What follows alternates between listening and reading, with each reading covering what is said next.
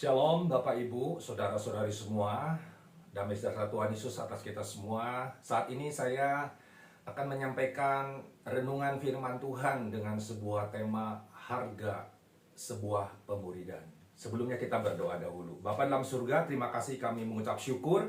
Sebentar kami akan merenungkan firman-Mu Tuhan. Biarlah Roh Kudus yang berbicara atas kami, mengurapi hamba-Mu dan mengurapi setiap pribadi siapapun yang boleh Tuhan mendengarkan akan setiap firman-Mu pada saat ini. Mohon berkat pimpinan Tuhan, di dalam nama Tuhan Yesus kami berdoa. Dan semua kita yang diberkati Tuhan, kita sambut katakan amin. Puji Tuhan. Bapak Ibu saudara-saudara semua, saat ini firman Tuhan berbicara tentang harga sebuah pemuridan yang nanti kita akan baca dalam Lukas 14 ayat 25 sampai 35.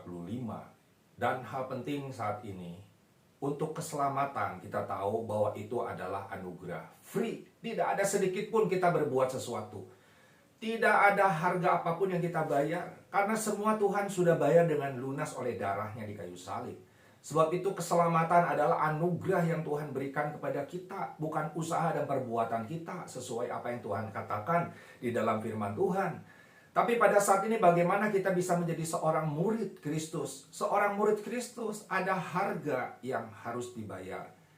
Tidak free untuk menjadi murid Kristus. Sebab itu ketika kita akan membaca dalam Lukas 14 ayat 25 sampai 35, di sana ada pesan daripada Tuhan Yesus bagaimana kita harus hidup berani berkomitmen, kita berani loyalitas dengan kasih kita kepada Tuhan.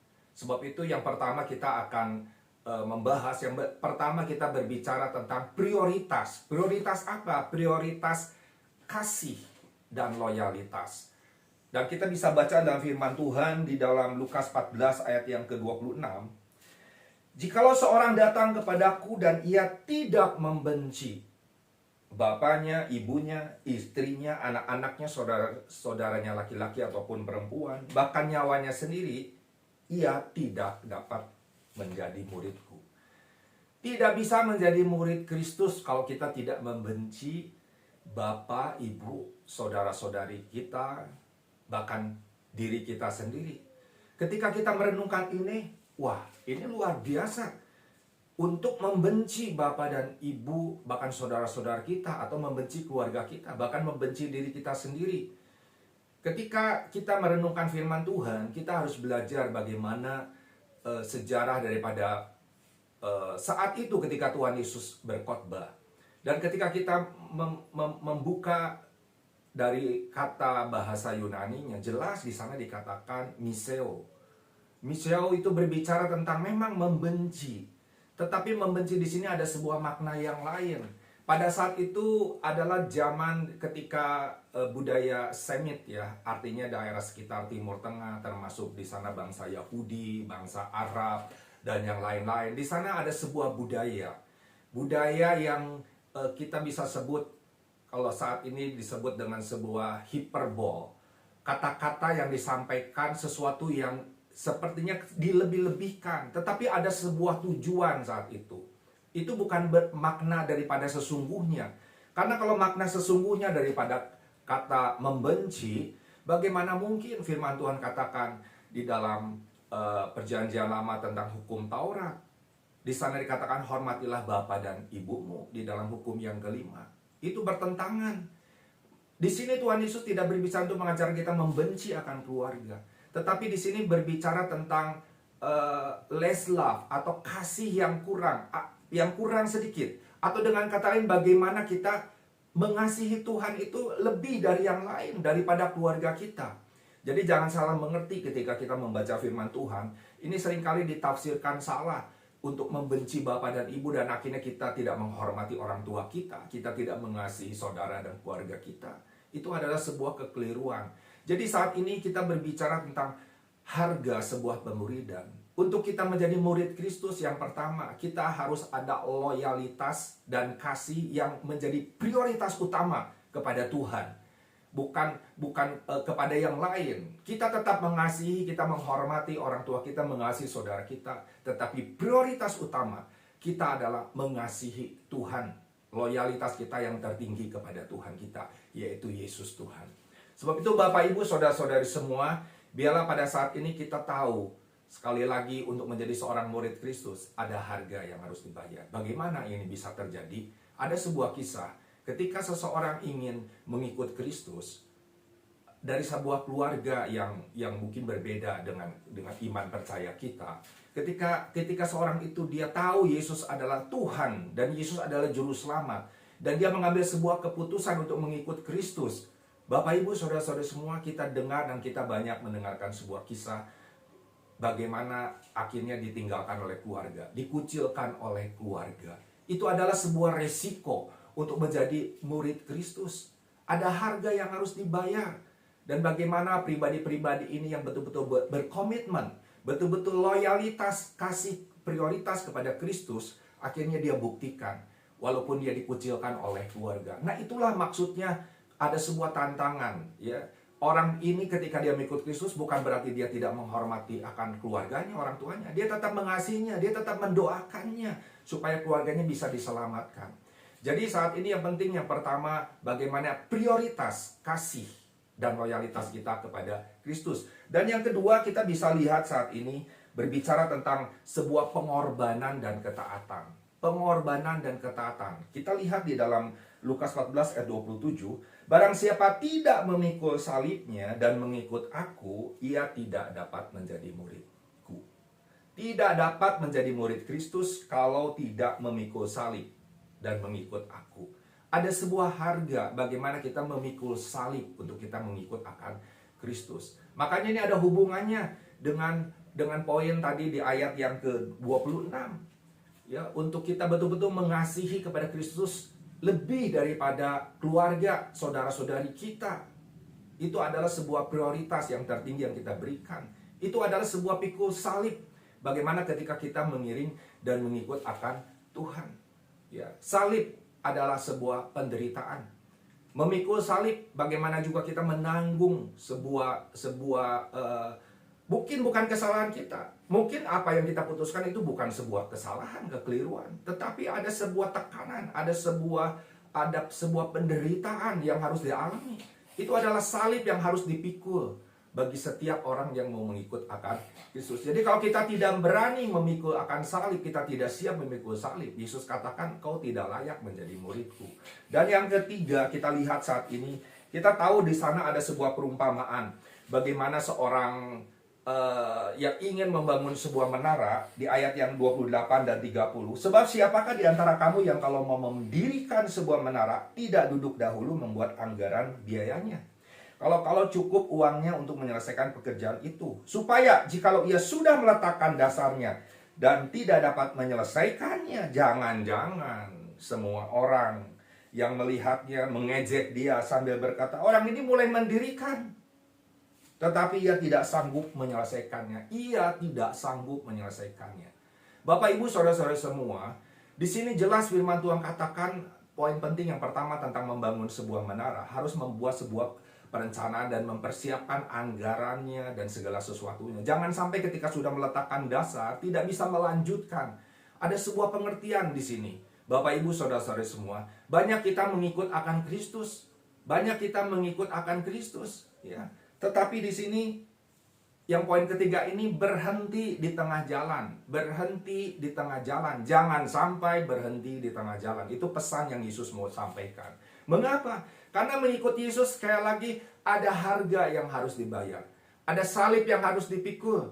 Kita harus belajar untuk menyangkal diri. Karena kalau tidak, ini menjadi sebuah masalah dan akhirnya kita berhenti di tengah jalan. Apakah ada contoh firman Tuhan seperti demikian? Kita tahu Yesus memberikan sebuah perumpamaan. Ketika menabur benih, ingat ada benih yang salah satunya jatuh di tanah yang berbatu-batu. Ketika orang ini betul-betul mendengar firman Tuhan, bersukacita dia menyambutnya, tetapi akarnya itu tidak kuat karena ada batu-batu di sekitarnya. Apa artinya? Ketika kita sudah dengar firman Tuhan, kita terima Yesus sebagai Tuhan dan Juru Selamat, tapi datanglah penindasan di firman Tuhan katakan. Penindasan ini tanda kutip banyak masalah yang mungkin akan terjadi dalam kehidupan kita. Tantangan iman kita, bagaimana kita tetap kokoh atau kuat tidak di dalam Tuhan. Dan ketika penindasan itu datang, firman Tuhan katakan akhirnya layulah, benih itu tidak tumbuh dengan baik, pohonnya pun menjadi tidak tumbuh dengan baik. Ini terjadi dalam kehidupan kita. Contoh misalnya, bagaimana firman Tuhan katakan, Demas, Paulus katakan, telah meninggalkan aku. Kenapa? Kembali kepada dunia, firman Tuhan katakan. Kembali kepada dunia. Artinya ada godaan, ada tantangan yang lebih akhirnya kembali lagi kepada masa lalu.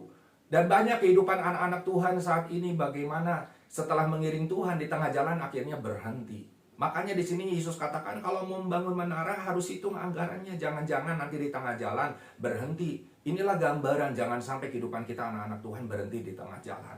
Bapak Ibu, saudara-saudara semua, ada poin yang penting selanjutnya di sana dikatakan di ayat yang 31-32 di Lukas 14 itu. Bagaimana raja yang mau berperang, katanya dia harus memperhitungkannya. Di sini saya memberikan sebuah statement. Artinya apa? Kalah sebelum berperang.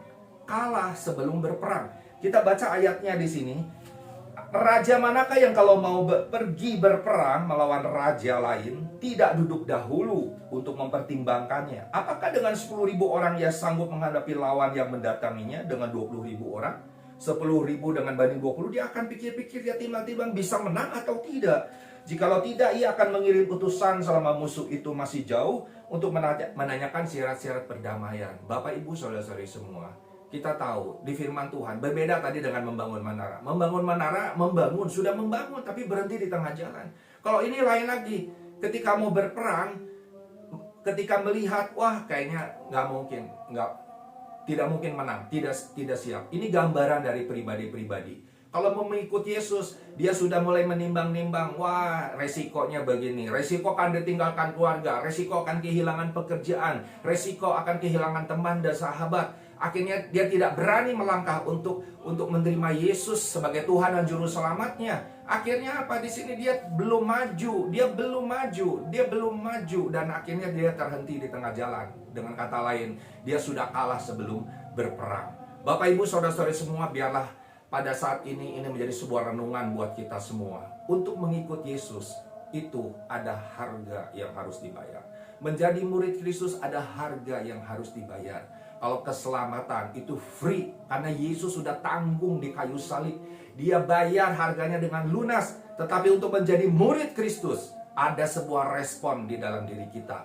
Ada harga yang harus kita bayar. Harga apa? Yaitu memikul salib dan menyangkal diri kita setiap hari, firman Tuhan katakan, dan mengikut aku, Yesus katakan, barulah dia disebut menjadi murid Kristus. Makanya di dalam Lukas 14 ayat 25 sampai 35 ini Yesus menutup di ayat yang ke-33, demikian pula lah tiap-tiap orang di antara kamu yang tidak melepaskan dari segala miliknya, tidak melepaskan dirinya dari segala yang dia miliki, dia tidak dapat menjadi muridku.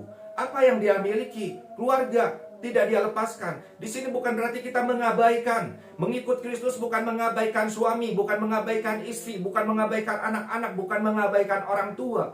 Di sini berbicara bagaimana melepaskan, artinya tetap memprioritaskan Kristus menjadi tempat yang pertama dan terutama. Kasih dan loyalitas yang tertinggi hanya kepada Kristus. Jadi Bapak, Ibu, saudara-saudari semua, Tuhan Yesus menutup dalam khotbahnya ini bagaimana kita harus melepaskan diri kita ini dari segala yang kita miliki, barulah dia layak menjadi murid daripada Kristus. Dan makanya Yesus akhirnya mengatakan, kalau garam itu akhirnya menjadi tawar, bagaimana dia diasinkan?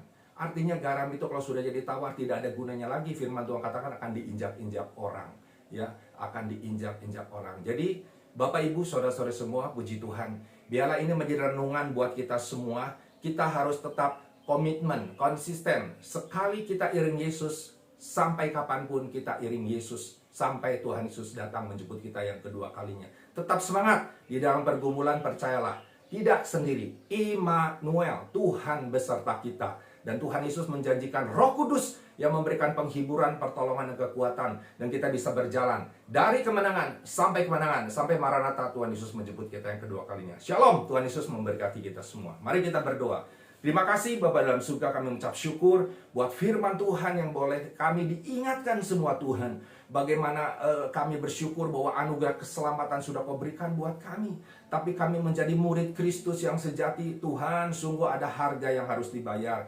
Kami tidak mampu, kami tidak kuat Tuhan. Tapi kami berdoa, kami percaya kami tidak dibiarkan sendiri. Karena Roh Kudus itu telah dicurahkan. Roh Kudus akan menghiburkan ketika kami menghadapi pergumulan. Roh Kudus akan menguatkan. Bahkan Roh Kudus akan membawa kami semua kepada jalan kebenaran yang Kau berikan buat kami semua. Sampai kemenangan yang Kau berikan buat kami. Terima kasih Bapa dalam surga. Berkatilah kami semua. Berkati setiap pribadi siapapun dan dimanapun yang boleh Tuhan mendengarkan, melihat apa yang menjadi pesan Tuhan pada saat ini. Biarlah Tuhan Engkau hadir menjamah dan memberkati, memberi kekuatan dan memberikan kemenangan untuk kami terus Tuhan konsisten, komitmen Tuhan sampai Maranatha Tuhan Yesus menjemput kami yang kedua kalinya. Di dalam nama Tuhan Yesus kami sudah berdoa dan mengucapkan syukur, dan mari semua kita yang percaya kita sambut katakan amin. Shalom. Tuhan Yesus memberkati kita semua.